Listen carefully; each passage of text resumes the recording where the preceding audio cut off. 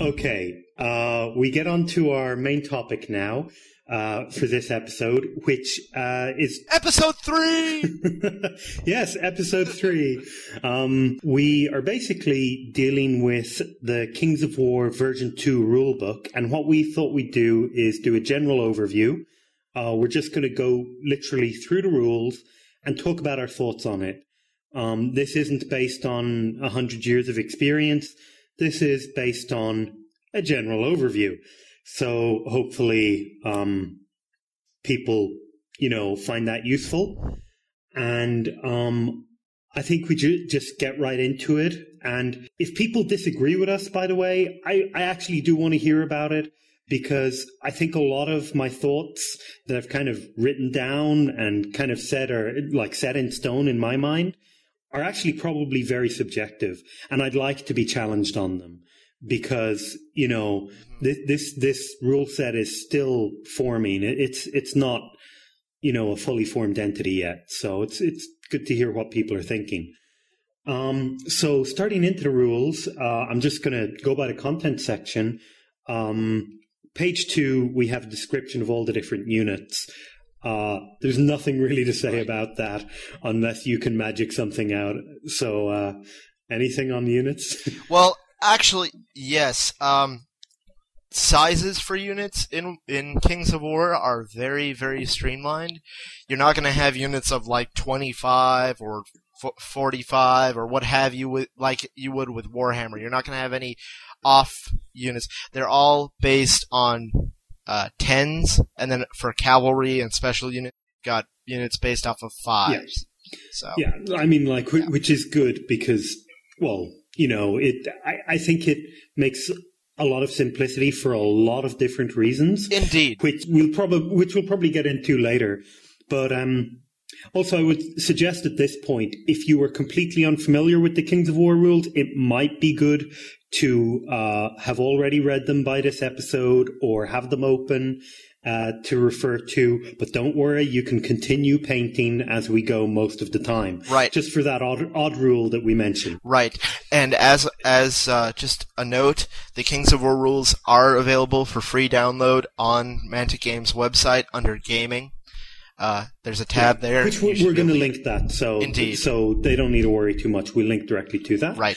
Okay, so moving straight on, you immediately find a bit of a difference with our most easy comparison, Warhammer, when you get to page 5, the turn. Clearly, the turn is different because there is no integration whatsoever.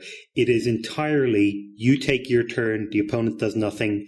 They take their turn, you do nothing, which I think has great benefits and some pitfalls. Right. And if you hate that, if you cannot play without integrated turn mechanics, you're not going to like Kings of War, but then you're not going to like Warhammer either. So right, because the only thing that's integrated in Warhammer is dispel dice and taking saves. That's it. Well, combat. Well, yeah, combat too, but I mean, it's mostly it's leadership roles, taking saves, and dispel dice, and combat. Essentially, reactionary dice rolling, exactly. And then the magic phase. Exactly.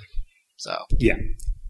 So basically, reactionary dice rolling has been cut out, which can make your turn shorter, not just based on how streamlined the rules are, but based on the coherency of one person doing everything, right, and then breaking. Right.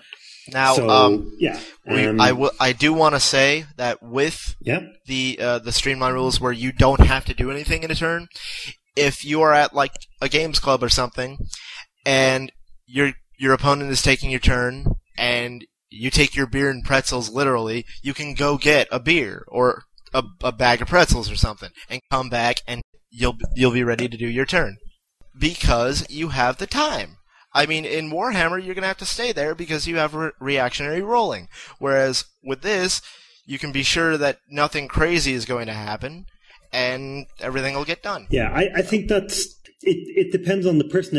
I personally think it's good because, yes, you can do that, but you're not completely uninvolved because, this is a game against someone else. You are still there. And some people like to feel involved with little dice rolls and stuff.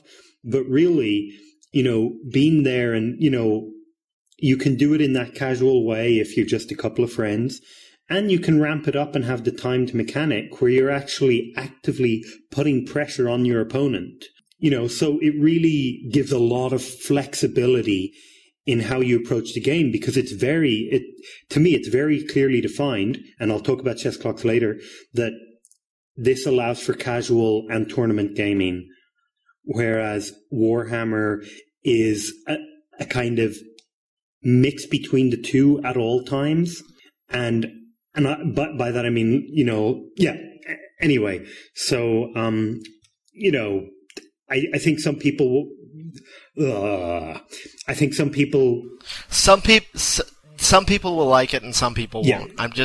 All I'm saying is that if you need the time to go take a bio break or go get something to eat, you can do it. Yeah, exactly, and that's good. So, moving on from turns, there's literally movement. Now, I'm not going to say much about this, but I think that the movement rules in general are brilliant. Now, we're talking about just the basic move phase, and I think they need to be brilliant. Right. I like the fact that there are orders from a champion. Right. Because that means that you must choose one of these options. It is not a situation where you keep wheeling all the time. Right. Which I have found very difficult to teach new Warhammer players. Right. Personally. But really, it's, you choose one of these options. If you choose to go full steam ahead, you're not maneuvering at all. Right. And that's brilliant. Right. It really makes an options part of the game. It also helps with immersion because you can basically say, oh, he's doing this from the orders from the general or whatever. Like, if you get into role-playing as your general, you can get into it. If you know what I mean. Mm-hmm. Like, as far as orders go. Yeah, fair point. Now, I have a couple of section headings that are not quite incorporated, I just realized, into the actual rules headings. So I'm just going to go over them. I'm just going to go over them because there's some basic rules like line of sight and champions and stats that I just want to say a couple of quick things about. Line of sight is always from the champion. I think that's really good. It makes it so much easier to work out rather than line of sight from each guy in your unit. There's an interesting situation where you cannot look through gaps in your rank. So when you're looking at line of sight and you're like shooting from your unit to an enemy unit, from the shoulders down, because it says you can't see through the torso. So from the shoulders down, you cannot see past any intervening unit. So even if you can see through gaps, those gaps are essentially not there. It's a big square block. Exactly. Whether it's elves or, and this is interesting, even if it's ogres. So from the far left shoulder of your left ogre to the far right shoulder of your right ogre, you cannot see through that block. Right. Which makes it very, very clear what you can and can't see. Now, some people won't like it because it happens even with ogres, but it makes it clear. Right. And I think with true line of sight, you do need a certain amount of kind of room for maneuvering where you go, you know what, absolute true line of sight is too finicky. Right. And I think this is a brilliant kind of, what's the word, balance or kind of... Well, it makes sense. Brilliant balance between that. It makes it more literal because if you're an artillery officer and you're trying to shoot through or towards something that's across one of your other units' line of sight, you're not going to do it unless you're high enough up or have a clear opening, because you're not going to be able to risk hitting your own your own unit, and therefore causing casualties to your own side. You don't want to do that. Yeah, sure. So it makes sense. Yeah. So So yeah, it has a very good explanation behind it. And I think, some things in this game do have a very good explanation, but people don't understand them because they haven't read the rules. And to be honest, I think some things don't have a very good explanation. And we'll get into those. So, yeah. Because, as I've said previously on the podcast, Kings of War is not my real, game I'm absolutely passionate about. I do prefer Warpath, even at their current states. So moving quickly on, quick thing about stats. They're mostly fine, but right now, the two different values for nerve, I get what they were doing. I don't like it personally. We're going to talk about nerve in more detail. I don't think it has enough granularity. I don't think having two stats is a good idea. I thought the original version was. Don't say anything yet because we are going to deal with that later. Okay. Yeah, no. Yep. Sorry. You don't say. I mean, I'm not trying to, completely stop you from free speech. I'm not right. I don't know. I'm not a police state or anything, but it's okay. It's okay, yeah. Bert. Just keep going. Okay.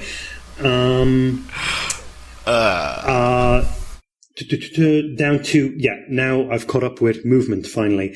So if you get to unit interpenetration, which is within the movement section, you'll notice that you can actually move through your own units. And yet later on, when it talks about other rules, it says you can never be within 1 inch of your own unit. So for one, that seems to be a rules discrepancy. And for another, this is one of those situations where I don't understand the explanation. There's no explanation for me behind this. Why is it that you can, as long as you don't charge, move through your own unit? I don't see the sense in it. Right. Yeah, I just wanted to bring that up, basically. Yeah. No, I understand your concern. I do. It's just, it's hard to explain my thoughts on it, because it's an interesting area, but anyway, what are we on now? Still movement? Yeah, well, it's kind of, there's the shooting section I feel we've covered adequately with line of sight, so I'm just going to skip over that. I mean, it's all fairly clear. The modifiers are good. The way of working, everything's fine. Yeah. Yeah. So we're going into combat. Yeah. So first of all, charging. Orky's favorite activity. Absolutely, yes. And lovely Orky no longer wheels. Instead, he actually just kind of pivots. Right. So everything in Warpath does not move like Warhammer. As I said, it pivots. And, it's all about whether or not your champion is in range, which, again, is a very good thing to base everything on the champion. Because he's the one giving orders to the unit. I mean, it makes sense. Exactly. Plus, and in terms of actual how the game works, it prevents this kind of jump across the board where if your left corner is really close, your right corner ends up going like an extra 5 inches on top of all the dice you rolled, which I felt sometimes you just go a little bit too far and you kind of somehow magic your way around buildings and stuff. Right. That can't happen because it has to be based on the champion. Mm-hmm. The only downside to the Kings of War charging is that it says they can only pivot once during the charge. I see why they did it. Personally, I thought just having the champion in range was enough. Really, I want the viewers' thoughts on this because I don't know whether it's a good thing or not. I've played it. I still don't know. Should they only have one pivot per charge? No idea. I think that the way it's set up right now is good because it allows you to think like the champion's making decisions on the fly, if you will, as he's charging and stuff. So or doing orders on the fly. I'm just trying to bring a kind of realistic idea to how the game is working. Yeah. So. Okay. So that's fine. Now moving down through that. Now, in amongst charging and melee and all this, there was terrain, but I'm actually going to skip over that because apart from the fact that the rules are inconsistent a little bit, there's nothing to be said. The terrain is, it works as you'd think it would. Right. Right. There's some inconsistency, but it works as you think it would. Right. So moving on to melee. Sorry, this is literally the order the book is written in, and it seems a bit of an odd order. So moving on to melee. A lot of people who like realism in the game are going to see this as the make or break. Right. Right. If you think that charging in and only you attacking and your enemy not doing any damage back does not work and is a stupid idea, I still advise you to try Kings of War, but there's a very good chance that it's not for you, unfortunately. Right. I think it's brilliant, but I'm very aware that this is really a personal preference. Right. Now, I, as a undead player, I like a good bit of magic, but I love my melee. I love the idea of hordes of mummies or zombies or whatever you like tearing into another army. And when you see the clash of how units in Kings of War go together on the table, and like we were saying earlier with shooting, it's one big block. You see them going in. It's amazing because the combat system, it creates a sort of ebb and flow like you'd see in a real war. I mean, it's how it used to happen. They'd attack, they'd make a charge, and then they'd be either broken back or they'd break the enemy. And if they were absolutely, and if they were hit hard by the enemy and they stumbled back, the enemy would charge them next turn. Now, I mean, even with the whole thing, like there's been talks on the forums about why shooting units like, say, Elven Bowmen have to charge back in. That makes sense. Because if an enemy was broken back, they wouldn't have time to get their bows back out, string or get an arrow to strung and just be ready to fire right then. They'd have to basically sit there, acknowledge the situation and charge back in and try and break the enemy or retreat. I mean, because you have no choice. So, because they're right up on you. Yeah. They're close. They're just reeling a little bit. So you got to make the choice. Okay. Well, yeah. Sorry, I'm trying to backtrack just a little bit there, but right. In terms of what I think you said is that it's realistic in its own way. Exactly. And I agree. And I think that I really urge people who do not like this back and forth to try it. Right. Because you don't know if you're going to like it. Right. Now, I actually disagree with you on the other thing you said, which is, shooting units. If you're charged. No, I agree that they shouldn't be able to shoot. But as the rules are right now, if you charge an enemy, they pretty much can't do anything but charge you back. I think they have to charge you back. Right, that's it, yeah. They do. They do have to charge you back. I don't like that. I think they should have the option for moving backwards or sidestepping as well. Or even just halting. Right. So I think that they shouldn't be able to move normally. I think they shouldn't be able to move at the double. I think they shouldn't be able to shoot. That's fine. But, not being able to do anything is kind of very restrictive. And when we were talking earlier about it's very realistic because the champion gives orders, it's like, what the hell? The champion never gives orders to retreat? Right, yeah. Or like an ordered retreat or something like that, yeah. Yeah, and I think that the previous version of Kings of War had included quite a good rule about this, something that really drew me to the rule set, and I was quite disappointed that it was taken out. Now, again, this is something where people are perfectly able to convince me otherwise if they give me a good argument, but really right now, I'm not seeing it at all. And on top of that, and this leads directly into my next point, if you charge an enemy in the flank, they can only really move forward, so they can't charge. Right. So what I would actually like is that they can turn and face one of the units that charge them in the flank or rear, and they get a -1 to hit if it's in the flank and a -2 if it was in the rear, and they've turned. But they do turn, and in subsequent rounds they stay in that position. Now, my reasoning on this is, for one, when someone smashes into your side, you're disrupted. Right. Similar to how you'd be disrupted if you charge over an obstacle. Yeah? Right. And that's what happens. It's -1 if you charge over an obstacle.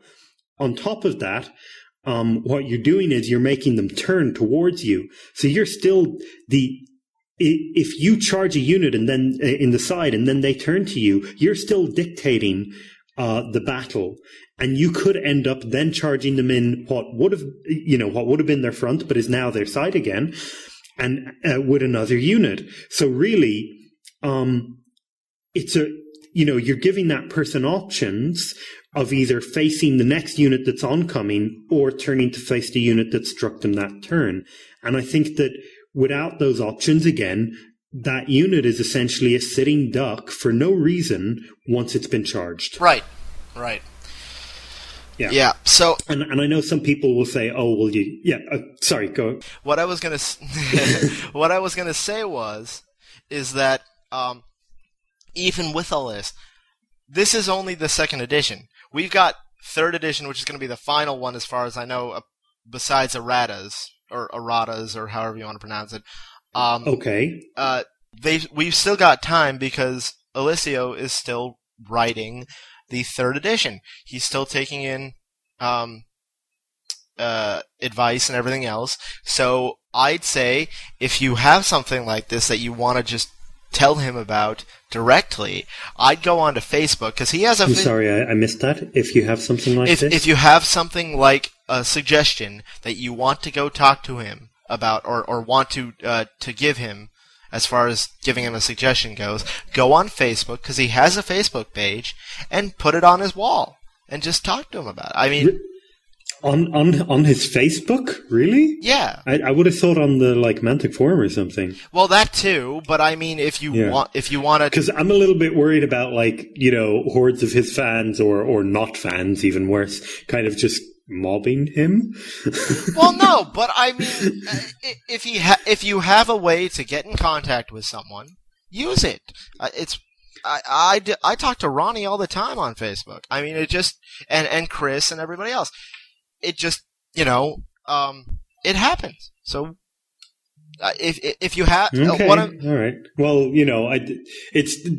I guess I see personal life and kind of work life separated, but no, I understand that. That's why they have messaging on there. But like you said, you can also use the forum, the Mantic forums. You can use Beasts of War. You can do whatever. But all I'm saying is that if you have the resource and you want to get this change at least looked at, use it.